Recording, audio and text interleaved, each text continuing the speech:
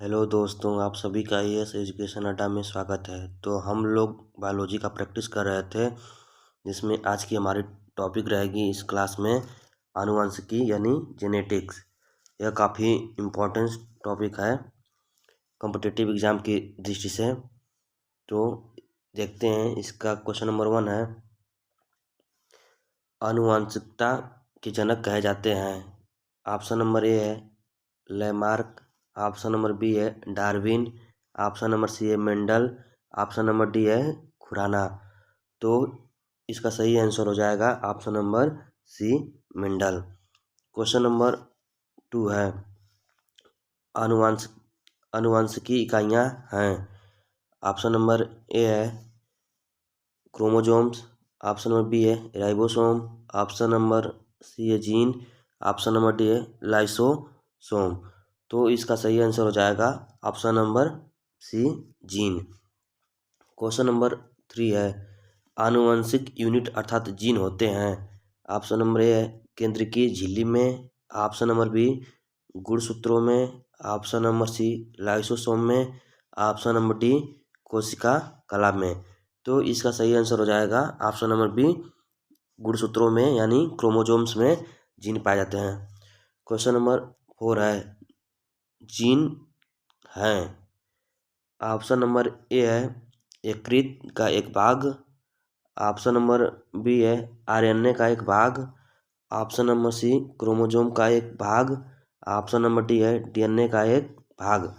तो इसका सही आंसर हो जाएगा ऑप्शन नंबर डी डीएनए का एक भाग होता है। तो ऑप्शन नंबर डी सही हो जाएगा।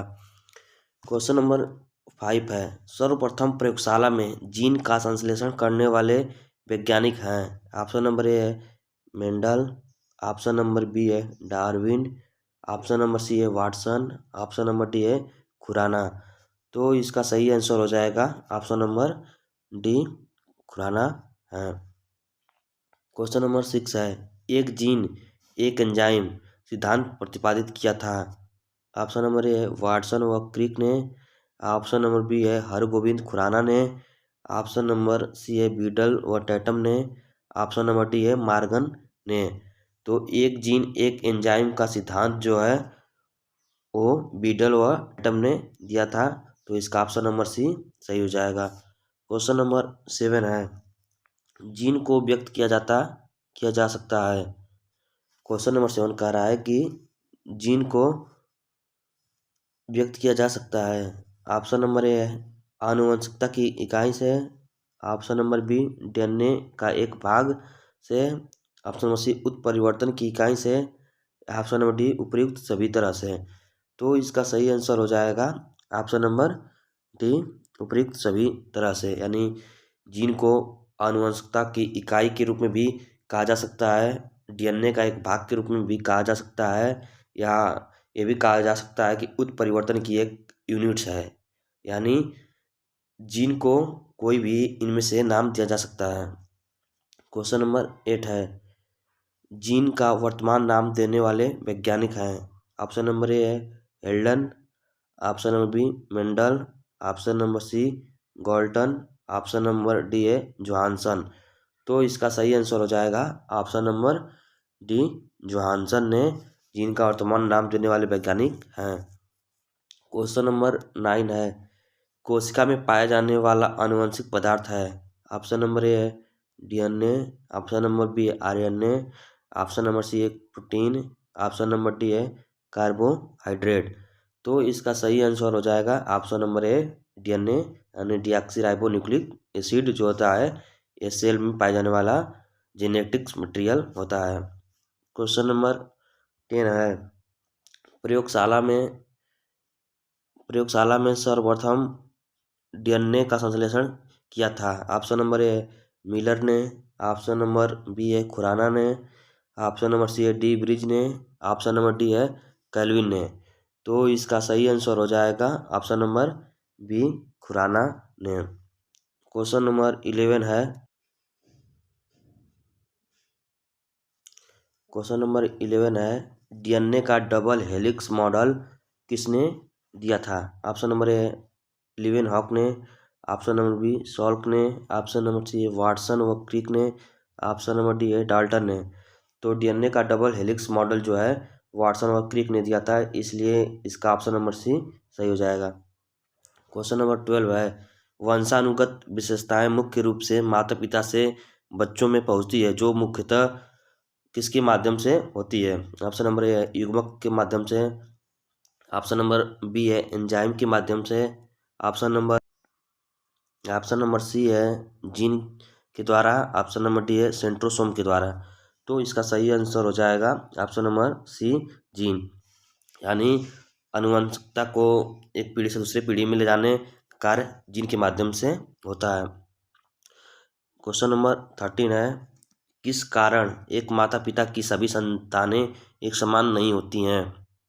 ऑप्शन नंबर ए है आनुवंशिक विभिन्नता, ऑप्शन नंबर बी वातावरण की विभिन्नता, ऑप्शन नंबर सी उपयुक्त दोनों, ऑप्शन नंबर डी है इनमें से कोई नहीं। तो इसका सही आंसर हो जाएगा ऑप्शन नंबर सी उपयुक्त दोनों, क्योंकि जो माता पिता के जो संतानें होती हैं उनमें एक समान गुण नहीं पाया जाता, क्योंकि उन पे मतलब आनुवंशिकता तो सेम आ सकती है, लेकिन जो वातावरण का इन्वायरमेंट का जो इफेक्ट पड़ेगा वो अलग अलग हो सकता है, क्योंकि जीव जंतु के विकास पे आनुवंशिकता और वातावरण का गुणक प्रभाव पड़ता है, यानी दोनों का प्रभाव पड़ता है। इसलिए माता पिता की संतानों में वेरिएशन यानी विभिन्नता पाई जाती है। क्वेश्चन नंबर 14 है मनुष्य में द्विगुणित क्रोमोसोम्स की संख्या होती है। Option number A 23, option number B है 24, ऑप्शन नंबर सी है 46, ऑप्शन नंबर डी है 48। तो क्वेश्चन नंबर 14 का सही आंसर हो जाएगा ऑप्शन नंबर ए 23, यानी 23 जोड़े क्रोमोसोम्स पाए जाते हैं और कुल संख्या 46 होती है। तो इसमें द्विगुणित क्रोमोसोम्स पूछा है, यानी पेयर्स में क्रोमोसोम्स की संख्या पूछा है, तो इसका सही हो जाएगा 23, ऑप्शन नंबर ए सही हो जाएगा। क्वेश्चन नंबर 15 है पुरुष में पुरुषत्व के लिए कौन सा गुणसूत्री संयोजन उत्तरदायी है। ऑप्शन नंबर ए है एक्सओ, ऑप्शन नंबर बी है triple X, option number C है X X, option number D है एक्स वाई। तो इसका सही आंसर हो जाएगा option number D X Y. और लड़कियों में एक्स एक्स गुणसूत्र होता है और लड़कों में एक्स और वाई गुणसूत्र होता है। यदि माता में से एक एक्स और पिता में से एक एक्स आ जाए तो ये डबल एक्स एक्स हो जाता है, इसलिए लड़की पैदा हो जाती है। और यदि माता से हमेशा एक्स ही आएगा, माता से एक्स और पिता से वाई गुणसूत्र आता है तो लड़का पैदा होता है। लेकिन यही कारण है कि लड़का या लड़की होने का कारण आदमी को ठहराया जाता है, लेकिन समाज में लोग स्त्रियों को दोषी मानते हैं कि इसकी वजह से लड़का या लड़की होते हैं, जबकि रियलिटी में फादर रिस्पॉन्सिबल होता है बेटा या बेटी के लिए। यदि फादर के क्रोमोसोम से एक्स आता है तो लड़की होती है और वाई आता है तो लड़का होता है, क्योंकि मदर में तो एक्स एक्स ही गुणसूत्र पाया जाता है, तो माता से तो हमेशा एक्स एक्स ही गुणसूत्र मिलेंगे, जबकि पिता से अलग होता है, इसलिए इसके लिए वो भी रिस्पॉन्सिबल होते हैं।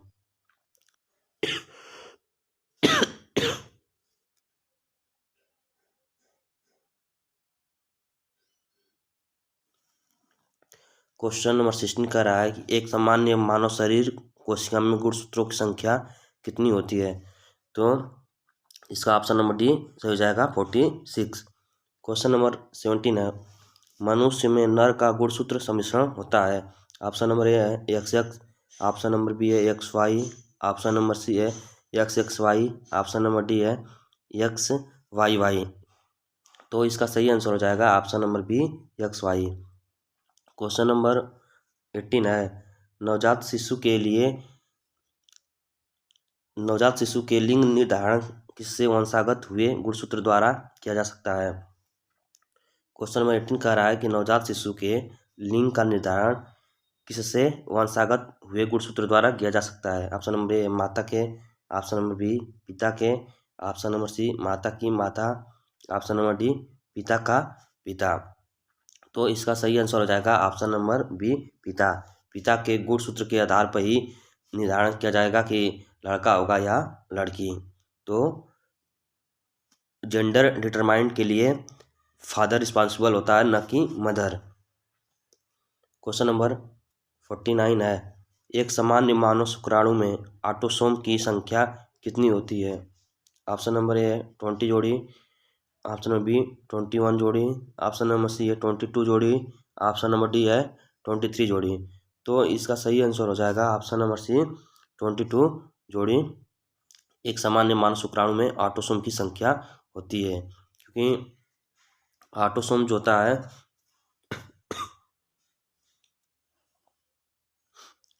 ऑटोसोम की संख्या जैसे 23 जोड़ी यानी 23 पेयर्स जो होती हैं क्रोमोसोम्स पाई जाती हैं मनुष्य में, जिसमें से स्त्री और पुरुष में जो 22 जोड़ी क्रोमोसोम्स होती हैं समान होती हैं यानी ऑटोसोम होती हैं, और पुरुष में एक जोड़ी जो गुणसूत्र होता है वो अलग होता है, इसलिए ऑटोसोम की संख्या 22 जोड़ी मानी जाती है। क्वेश्चन नंबर 20 है,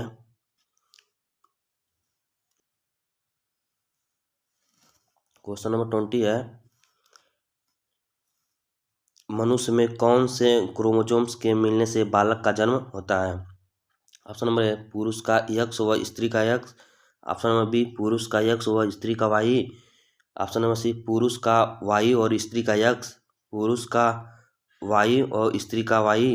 तो इसका ऑप्शन नंबर सी हो जाएगा, पुरुष का वाई एवं स्त्री का एक्स क्रोमोसोम्स मिलने से बालक का जन्म होता है। तो इसका ऑप्शन नंबर सी सही हो जाएगा।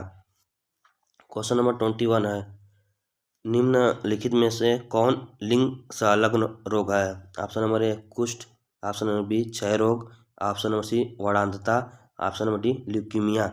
तो इसका सही आंसर हो जाएगा ऑप्शन नंबर सी वर्णांधता। जो ब्लाइंडनेस होती है यह जेंडर रिलेटेड रोग होता है, यह एक प्रकार का अनुवांशिक रोग होता है। क्वेश्चन नंबर 22 है, लाल हरी वर्णांधता होने का कारण है। ऑप्शन नंबर ए है अधिक मदिरापान, ऑप्शन नंबर बी एक्स गुणसूत्रों की वंशागति, option number B C Y गुणसूत्रों की वंशागति, option number D vitamin E की कमी। तो लाल हरी वर्णांधता होने का कारण है, इसका सही आंसर हो जाएगा ऑप्शन नंबर बी एक्स गुणसूत्रों की वंशागति। क्वेश्चन नंबर 23 है, हीमोफीलिया में हीमोलिसिस होता है। ऑप्शन नंबर बी रक्त का थक्का नहीं बनता, option number B, option number C है आरबीसी चिपक जाते हैं, ऑप्शन नंबर डी WBC कोशिका बच्ची हो जाते हैं। तो इसका सही आंसर हो जाएगा ऑप्शन नंबर बी रक्त का थक्का नहीं बनता यानी ब्लड क्लॉटिंग नहीं होती है। क्वेश्चन नंबर 24 है, मनुष्य में लाल हरी वर्णांधता को जन्म जाना जाता है। ऑप्शन नंबर ए है प्रोटोनोपिया के रूप में, ऑप्शन नंबर बी ड्यूटेरानोपिया के रूप में, ऑप्शन नंबर सी उपर्युक्त दोनों के रूप में, ऑप्शन नंबर डी मार्फेन्स सिंड्रोम के रूप में। तो इसका सही आंसर हो जाएगा ऑप्शन नंबर सी उपर्युक्त दोनों के रूप में यानी प्रोटोनोपिया के रूप में और ड्यूटेरानोपिया के रूप में। क्वेश्चन नंबर 25 है, एक वर्णांध पुरुष का विवाह दूसरे वर्णांध पुरुष के सामान्य पुत्री से हुआ है तो संतानों में क्या होगा। सभी पुत्रियां वर्णांध होंगी, ऑप्शन नंबर सभी पुत्रियां वर्णांध होंगी, ऑप्शन नंबर बी सभी पुत्र वर्णांध होंगे, ऑप्शन नंबर सी आधे पुत्र वर्णांध होंगे, ऑप्शन नंबर डी कोई भी पुत्री वर्णांध नहीं होगी। तो इसका सही आंसर हो जाएगा ऑप्शन नंबर सी आधे पुत्र वर्णांध होंगे।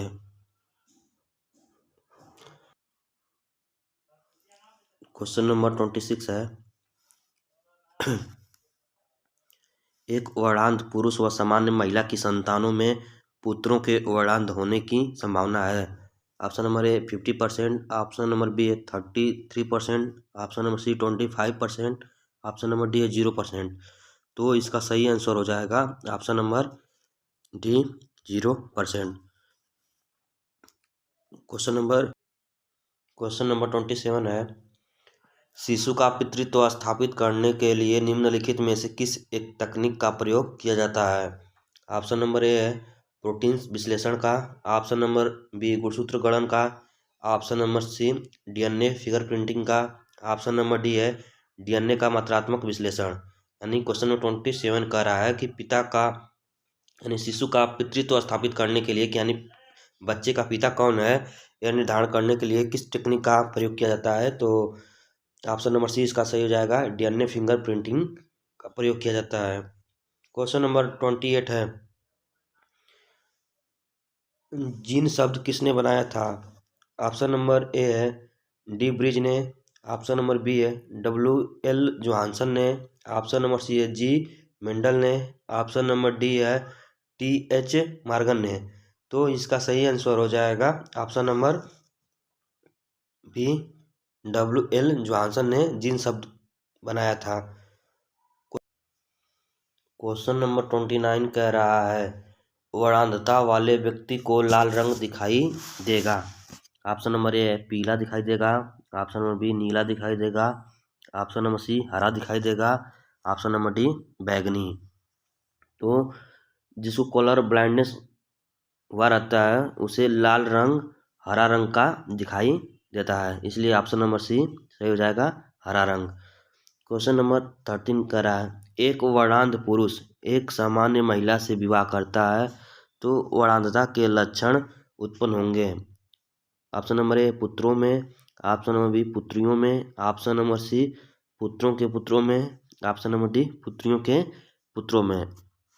तो इसका सही आंसर हो जाएगा ऑप्शन नंबर डी पुत्रियों के पुत्रों में।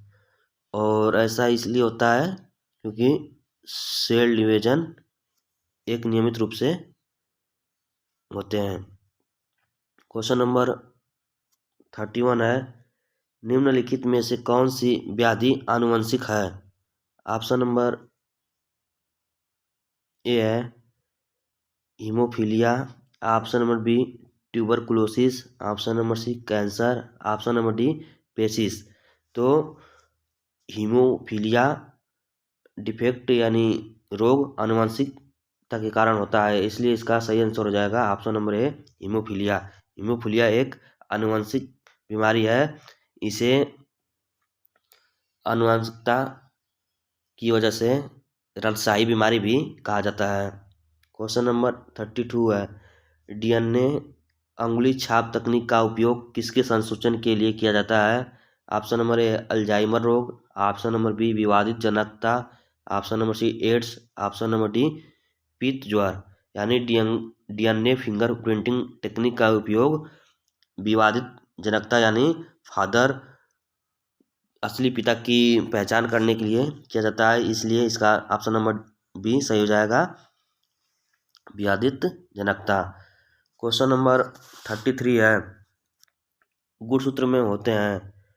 ऑप्शन नंबर ए है डीएनए और लिपिड, ऑप्शन नंबर ए है डीएनए और लिपिड, ऑप्शन नंबर बी है आरएनए और amino acid, option number C है डीएनए और protein, option number D RNA और शुगर। तो इसका सही आंसर हो जाएगा ऑप्शन नंबर सी डीएनए और प्रोटीन क्रोमोसोम्स में होते हैं। क्वेश्चन नंबर 34 है डीएनए अंगुली छाप का प्रयोग किसकी पहचान के लिए किया जाता है। ऑप्शन नंबर ए है माता पिता, ऑप्शन नंबर बी बलात्कारी, ऑप्शन नंबर सी चोर, ऑप्शन नंबर डी इनमें से सभी। तो इसका सही आंसर हो जाएगा ऑप्शन नंबर डी इनमें से सभी। 34 का ऑप्शन नंबर डी सही हो जाएगा। जो डीएनए फिंगर प्रिंटिंग का प्रयोग होता है ये माता पिता कौन है बच्चे के यह भी ज्ञात करने के लिए किया जाता है, और बलात्कार करने वाला कौन हो इसका भी पता लगाने के लिए और चोर का भी पता लगाने के लिए, अतः ऑप्शन नंबर डी सही हो जाएगा इनमें से सभी।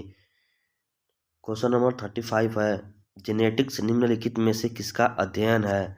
ऑप्शन नंबर ए मेंडल का नियम, ऑप्शन नंबर बी आनुवंशिकता और विचरण, ऑप्शन नंबर सी डीएनए संरचना, ऑप्शन नंबर डी जैव विकास। तो जेनेटिक्स के अंतर्गत हेरिडिटी एंड वेरिएशन का अध्ययन किया जाता है, इसलिए ऑप्शन नंबर बी सही हो जाएगा, आनुवंशिकता और विचरण। क्वेश्चन नंबर 36 है, लैंगिक जनन से आनुवंशिक विचरण कैसे होता है? ऑप्शन नंबर ए है जीन के सम्मिश्रण से, ऑप्शन नंबर बी क्रोमोसोम में बदलाव से, ऑप्शन नंबर सी जीन के सम्मिश्रण से, ऑप्शन नंबर डी है उपयुक्त सभी से। तो इसका सही आंसर हो जाएगा ऑप्शन नंबर डी उपयुक्त सभी से, यानी जो लैंगिक जनन होता है उनमें आनुवंशिक विचरण जीन के सम्मिश्रण से भी होता है, क्रोमोसोम्स में बदलाव होने के कारण भी होता है, जीन के मिश्रण से भी होता है, और इसलिए इसका सही आंसर हो जाएगा ऑप्शन नंबर डी उपयुक्त सभी। क्वेश्चन नंबर 37 है, जीन के भीतर अनुक्रम आधार परिवर्तन कहलाता है। 37 नंबर क्वेश्चन कह रहा है जीन के भीतर अनुक्रम आधारित परिवर्तन कहलाता है। ऑप्शन नंबर ए प्रजनन, ऑप्शन नंबर बी प्रतिरूपण, ऑप्शन नंबर सी उत्परिवर्तन, ऑप्शन नंबर डी संयोजन। तो इसका सही आंसर हो जाएगा ऑप्शन नंबर सी उत्परिवर्तन। क्वेश्चन नंबर 38 है, टर्नर संलक्षण वाले क्रोमोसोम्स का विवरण क्या है? ऑप्शन नंबर ए है 44A plus XO, option number B है 44A plus XXX, option number C है 44A plus XXY, option number D है 44A प्लस XYY। तो इसका सही आंसर हो जाएगा ऑप्शन नंबर ए 44A प्लस XO सही हो जाएगा, इसलिए ऑप्शन नंबर ए इसका सही हो जाएगा। तो यह क्लास आज यहीं भी समाप्त होता है और नई टॉपिक को अगले क्लास में करेंगे। यदि यह क्लास आपको अच्छा लगे तो चैनल को लाइक एंड सब्सक्राइब करना ना भूलें। धन्यवाद। और कोई